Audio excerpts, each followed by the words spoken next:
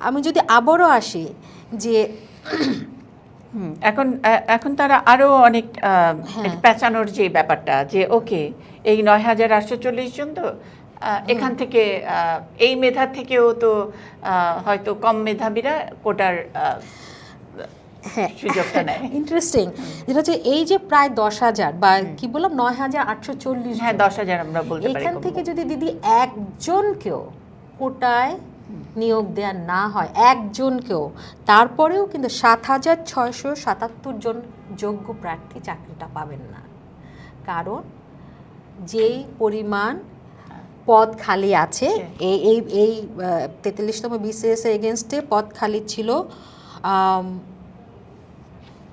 ২,১৬৩ জনে। কাজে তারা ২,১৬৩ জনকেই নিতে পারবেন এখানে। তার মানে আমাদের ৭,৬৭৭ জন যোগ্য মেধাবী একটা কম্পিটিটিভ প্রসেসের মধ্যে দিয়ে আসা ছেলে এবং মেয়েরা কিন্তু বাদ পড়ে যাবে, কিচ্ছু করার নাই যদি একজনকেও কোটায় দেওয়া না হয়। এবং অবশ্যই সেই যে ২,১৬৩ জনকে দেয়া হবে, কোটা না নিলেও সেখানে কেউ মুক্তিযোদ্ধার পরিবারের হবেন, কেউ প্রতিবন্ধী হবেন, কেউ নারী হবেন, কেউ পুরুষ হবেন, কোনোভাবে তো আটকানো যাবে না।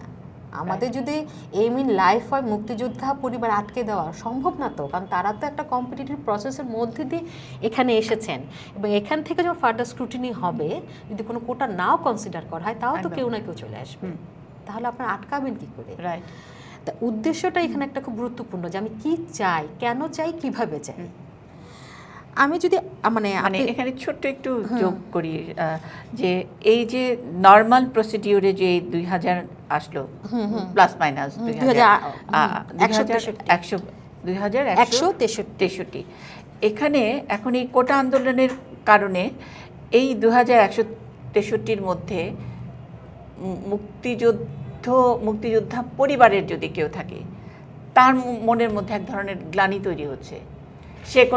সে কোনো ফেভার নিল না, মুক্তিযোদ্ধা শব্দ উচ্চারণ করলো না, কিছুই না, কিন্তু তারপরেও তাকে এক ধরনের একটা ক্রিমিনালাইজেশনের মধ্যে পড়তে হচ্ছে। সো স্যাড এটার জন্য।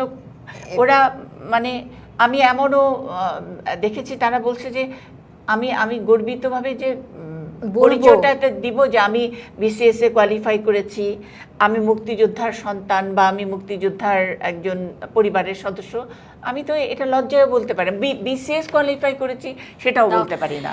এবং আরেকটা ধন্যবাদ দিদি আপনাকে আমাকে পয়েন্টটা ধরিয়ে দেওয়ার জন্য। আরেকটা গুরুত্বপূর্ণ হচ্ছে যে এই যে আমরা বলছি ৯,৮৪০ জন যারা কিনা কোনো রকমের কোটা ছাড়া চলে, এমন হবে এবং হতেই পারে, কারণ আমরা জানি আমাদের মুক্তিযুদ্ধে যারা মানে বেঁচে ফিরেছেন তাদের সঠিক তালিকা হয় নাই। এমন হওয়া খুবই সম্ভব যে ৩০% মানুষই পাবেন না ওনারা এখানে। হ্যাঁ, কাজে মানে না, আগে তো আমাদেরকে দেখা দরকার যে ওনারা পাচ্ছেন কিনা ৩০%। আমরা আগের বিসিএসগুলো দেখতে পারি প্রয়োজনে। এত তথ্য তো আজকে বলা আমার পক্ষে হয়তো সম্ভব হবে না, আমার কাছে নাইও, কিন্তু আমার ধারণা যে একটু দেখাও দরকার যে প্রতিটা বিসিএসে এই ৩০%-এর কয়জন পাওয়া গেছে, আর পাওয়া গেলেও তারা মানে ইয়ে করেছেন কিনা, এটা গ্রহণ করেছেন কিনা। হ্যাঁ, গ্রহণ করেছেন কিনা, কারণ অনেকে কিন্তু কোনো রকমের কোটা ছাড়াই নির্বাচিত হয়ে যাচ্ছেন। হ্যাঁ, তাহলে মেধা নিয়ে যে বিতর্কটা আমরা বলার চেষ্টা করছি, তাহলে আমরা কিসের ভিত্তিতে মেধাহীন বলছি এবং এই অসম্মানটা আমরা করছি? কারণ এটা তো কোনো সূত্রে, কোনো পরিসংখ্যানে, কোনো অ্যানালাইসিসে দাঁড়ায় না যে এই মানুষগুলো যে কিনা ৩.৬% এসে দাঁড়িয়েছেন তারা মেধাহীন। তাহলে আমরা কাদেরকে মেধাবী বলবো? কাজে এটা গেল একটা যুক্তি খণ্ডন গেল। এখন আমরা যদি আমি একটু আগে যে আজকের ফুটেজ দেখছিলাম যেখানে বলছিলেন এই আন্দোলনের সমন্বয়ক কি নাম, হাসনাত আবদুল্লাহ, যে উনি বলছেন যে সকল গ্রেডে অযৌক্তিক ও বৈষম্যমূলক কোটা বাতিল করে সংবিধানে উল্লেখিত অনগ্রসর গোষ্ঠীর জন্য কোটাকে ন্যূনতম পর্যায়ে এনে সংসদে আইন পাশ করতে হবে।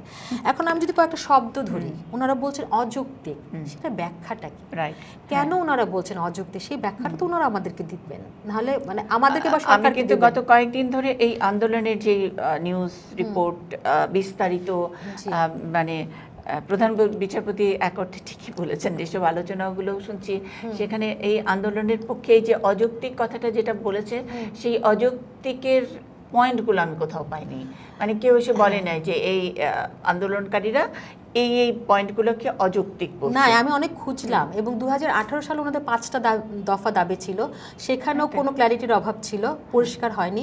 এবার ওনারা প্রথমে 4 দফা দিয়েছিলেন, একই কথা এখন 1 দফায় নেমে এসেছেন, আরো বেশি ঘোলাটি হয়ে গেছে জিনিসটা।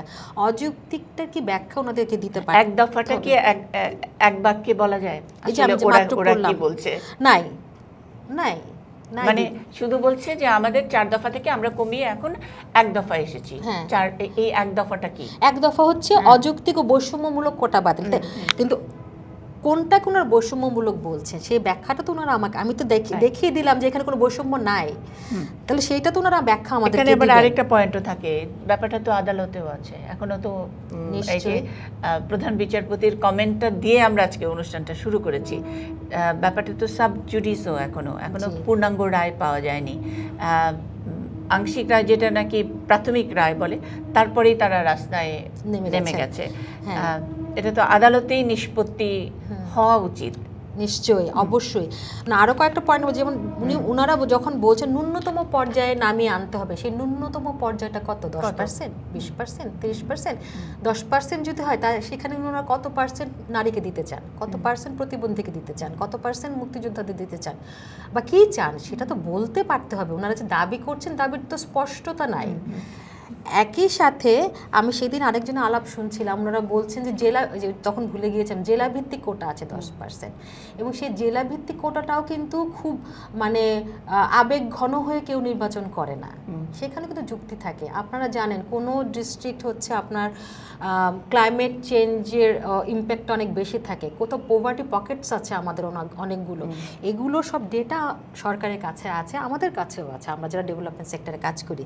তাহলে ওই ডেটাগুলো অ্যানালাইসিস করে কিন্তু নির্ধারণ করা হয় যে কোন ডিস্ট্রিক্টের আমরা কত কোটা রাখবো, মানে কোন ডিস্ট্রিক্ট সরকারি চাকুরির ক্ষেত্রে বলি বা অন্যান্য সূচকে পিছিয়ে আছে, কাদেরকে আগিয়ে আনা দরকার। কারণ একটা রাষ্ট্র ব্যবস্থা, একটা সরকার যখন একটা রাষ্ট্র চালায়, তাকে তো সবটা ভাবতে হয়, সকল জনগোষ্ঠীর কথা ভাবতে হয়, সকল জেলার কথা ভাবতে হয়, সকল অঞ্চলের কথা ভাবতে হয়। ওনারা তো কোনো একটা মানে, এবং এটা আমরা জানি মানবাধিকার ধারণা থেকে, this are called affirmative actions, মানে আপনি বৈষম্য দূর করার জন্য এমন কিছু বৈষম্য করেন আসলে যেটা আসলে আপনাকে সমতা তৈরিতে সাহায্য করে। এই কারণে কিন্তু কোটাটা তৈরি করা হয়। আমরা এখন যদি একেবারেই এই যে মেধা এবং মেধা নয়, যেই আলোচনাটা রাজপথে এখন, এবং আমরা যারা পাশ করে যাচ্ছে, কোটা কোয়ালিফাই করছে, কোটা নেওয়ার মতো কোয়ালিফাই করছে, সেখানে আমরা মেধাহীন বলে দিচ্ছি। এই বিচারটা আমি একটুখানি বুঝতে চাই। এটা তো আচ্ছা, আমি যদি আরেকটা উদাহরণ দিয়ে বলি, ধরেন আমি একটা বাচ্চা মেয়ের প্ল্যাকার্ড দেখলাম হাতে, মানে যিনি আন্দোলন করছেন যে নারীরা এগিয়ে, তাদের কোটার দরকার নেই। আমি সেই আমার কন্যা সমসী মেয়েটিকে জিজ্ঞেস করতে চাই, সে কি জানে বাংলাদেশের নারীরা আসলে কতটা এগিয়ে কতটা পিছিয়ে? তার কাছে কোনো পরিসংখ্যান আছে? আমি একটু যদি বলি, আমাদের এখন যে জনসংখ্যা, তার 50.43% হচ্ছে নারী, এবং পুরুষের সংখ্যা হচ্ছে 49.51%। মানে হচ্ছে সংখ্যাগত দিক দিয়ে আমরা বেশি, নারীরা বেশি বাংলাদেশে। কিন্তু আমি যে শ্রমশক্তির দিকে তাকাই, লেবার ফোর্সের দিকে তাকাই, সেই লেবার ফোর্সে কিন্তু শুধু সরকারি না, সরকারি বেসরকারি ফর্মাল ইনফর্মাল সব মিলিয়ে আমাদের শ্রমশক্তিতে কিন্তু নারীর অংশগ্রহণ 42.5%, এবং পুরুষের হচ্ছে 81.3%। সেটাকে তারা জানে? এবং তার মানে কি, নারী জনসংখ্যাগত দিক দিয়ে বেশি হলেও শ্রমশক্তিতে তারা অনেক পিছিয়ে আছে। এখন এই পিছিয়ে থাকাটা বয়স, নারী, আমরা তো বিভিন্ন এজ গ্রুপ আছে না, বয়স, গ্রাম, শহর, প্রতিবন্ধী, বিভিন্নভাবে যদি আমরা আলোচনা করি, প্রত্যেকটা জায়গায় নারীরা পিছিয়ে আছেন। এমনকি বেকারত্বের হারের জায়গাতেও নারীরা কিন্তু পিছিয়ে আছেন। এখন আমরা যদি বলতে চাই এখন যে নারীরা পিছিয়ে আছেন কারণ নারীরা মেধাহীন, সেটা নিশ্চয়ই আমরা বলতে পারি না। তাহলে আমাদেরকে কি বুঝতে হবে যে নারীরা কেন পিছিয়ে আছেন, সেটা যদি আমরা বুঝতে পারি তাহলে আমরা কোটার প্রাসঙ্গিকতা বা কোটার মানে জাস্টিফিকেশনটা ধরতে পারবো।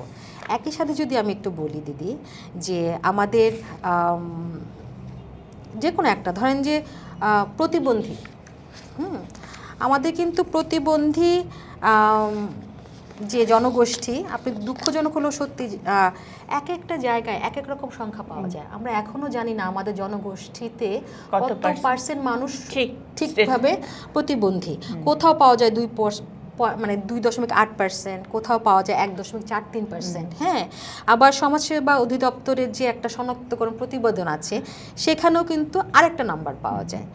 তাহলে মানে যাদেরকে আমরা সঠিকভাবে তালিকাভুক্তই করতে পারিনি, তাদেরকে আমরা মানে সুযোগ সুবিধার দিক থেকে কত পিছিয়ে রেখেছি, এবং তাদের জন্য আমরা একটা কোটা চাইছি বা সরকার কোটা চাইছে, সেটার আমরা বিরোধিতা করছি। আমরা তো মানুষ হিসেবেও মানে মাঝে মাঝে ভাবতে ইচ্ছা করে যে আমরা কেমন। হ্যাঁ, আমাদের যে ক্ষুদ্র গোষ্ঠীরা আছেন, যেটা কিনা বাংলাদেশে 1%-এরও কম, হ্যাঁ, তাদের জন্য আমরা যদি কিছু কোটা রাখি, সেটা নিয়ে কেন আমি আপত্তি তুলব? হ্যাঁ, একইভাবে সবচেয়ে বড় যে আপত্তির জায়গাটা, সেই জায়গাটাতে যদি আসি মুক্তিযুদ্ধ নিয়ে, মুক্তিযোদ্ধা পরিবার নিয়ে, মানে এই সব কিছু গিয়ে একটা জায়গায় গিয়ে এই আন্দোলনটা যাচ্ছে, যেখানে পলিটিসাইজ করা আর কি। আমাদের দেশে তো রাজনীতিটা এখন মুক্তিযুদ্ধের পক্ষে এবং মুক্তিযুদ্ধ বিরোধী। এখন এই কোটার আন্দোলনটা সব শেষ গিয়ে ওরকম একটা নোশন একটা দেয়। এই প্রতিবন্ধিতা, ক্ষুদ্র নৃগোষ্ঠী, ইভেন নারীও কিন্তু অত বেশি আলোচনায় নেই। মানে সবশেষে গিয়ে আসলে একটা মানে আমাদের যে ব্রডার রাজনীতির যেই সাইকিটা, মনস্তাত্ত্বিকভাবে তো আমরা মুক্তিযুদ্ধের পক্ষ এবং বিপক্ষ, সেই জায়গাটা রাস্তায় আমরা এই কোটা বিরোধী আন্দোলন, আমার মনে হয় এটা আমি মানে প্রকাশ্যেই বলছি। এবং প্রধান বিচারপতি যেখানে টকশো এর অনেক বক্তাদের অনেক উনি সমালোচনা করেছেন, হয়তো একটু খেদের সাথেই বলেছেন। আমিও সেখানে ঘুরে ফিরে এই মুক্তিযুদ্ধ নিয়ে কতদিন আর করে খাবে নাতিপুতি, এরকম এত বাজেভাবে বলা শুনেছি। এটাতে আমার কাছে মনে হয় যতটা না তাদের একটা দুইটা সিট বাড়বে কি বাড়বে না, তার চেয়ে বেশি একটা বড় কোনো রাজনৈতিক এজেন্ডা, সেটা নিয়ে আমি একটু শাশ্বতী বিপ্লবের মানে মতামতটা শুনতে চাই। না, নিশ্চয়ই দিদি, এটা খুবই দুঃখের জায়গা। আসলে আমি যদি আমার দেশকে ভালোবাসি, আমি আমার দেশটা যারা এনে দিয়েছেন, যাদের ত্যাগের বিনিময়ে আমি দেশটা পেয়েছি, তাদেরকে যদি সম্মান করতে না পারি, তাহলে আমার দেশপ্রেম অবশ্যই মানে প্রশ্নবিদ্ধ হতে বাধ্য। আমি সেভাবেই ভাবি বা ভাবতে শিখেছি ছোটবেলা থেকে।